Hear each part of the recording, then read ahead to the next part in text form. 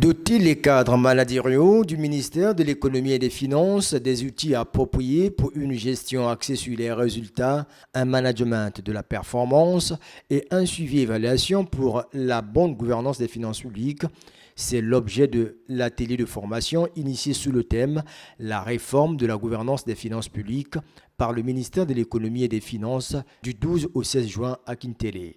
Sur les 5 visions proposées, la synthèse qui en est sortie a permis de retenir une vision, devenir un vecteur de la performance économique et financière à l'horizon 2026. Et nous avons travaillé sur les actions et les activités. L'objectif ici, c'est d'avoir un plan stratégique qui constitue les premiers livrables que nous allons mettre à la disposition du ministre en charge de l'économie et des finances tout à l'heure. Après les plans stratégiques, nous avons travaillé sur la gestion axée sur les résultats, notamment les outils. En examinant ces outils, nous avons traité des indicateurs.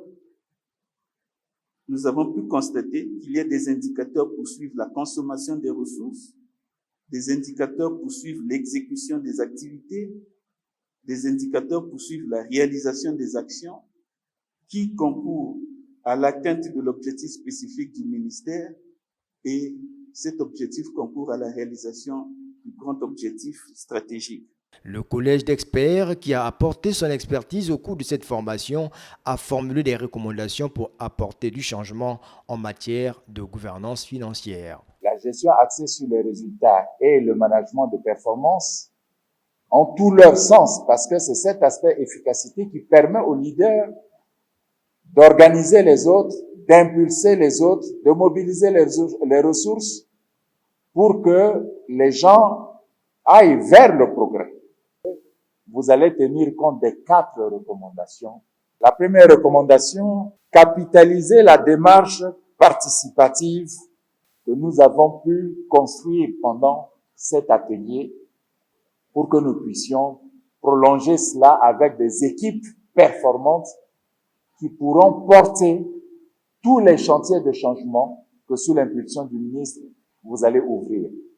C'est de développer la culture de performance en utilisant le management de performance, en utilisant la gestion axée sur les résultats, en utilisant le système d'évaluation et de performance. Le ministre de l'économie et des finances a exhorté les cadres de son institution à mettre en exergue les connaissances acquises pour la meilleure gestion des finances publiques. Les résultats auxquels vous êtes parvenus à l'issue de vos travaux permettent à ce stade d'espérer des jours heureux de la gestion axée sur les résultats dans notre pays.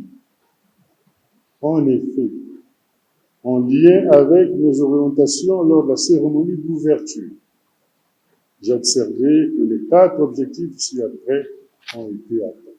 Élaboration d'un avant-projet du plan stratégique du ministère de l'économie et des finances.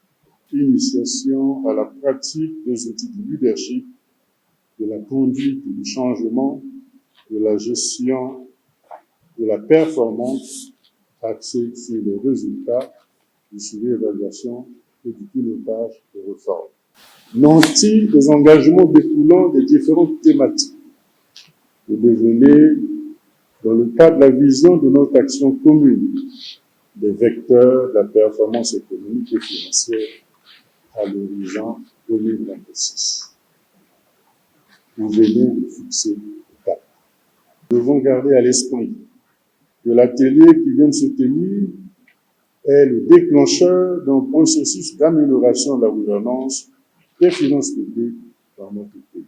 Pour les participants, cet atelier a été un moment de renforcement de connaissances de ces nouveaux outils en matière des finances publiques. On a été outillé à travers des matrices, notamment de cadres logiques que nous avons élaborés, des cadres de suivi et évaluation que nous allons évidemment continuer avec nos collaborateurs respectifs dans des domaines précis pour étoffer, peaufiner et finaliser le document afin d'accompagner Monsieur le ministre dans la mission qui lui est confiée. La clé reste le changement, la conduite du changement. Comment un leader peut éventuellement ramener les responsables à leurs responsabilités assignées. Au terme de cet atelier de formation, le Collège des experts a remis au ministre de l'Économie et des Finances les rapports synthèse des travaux de Kintélé.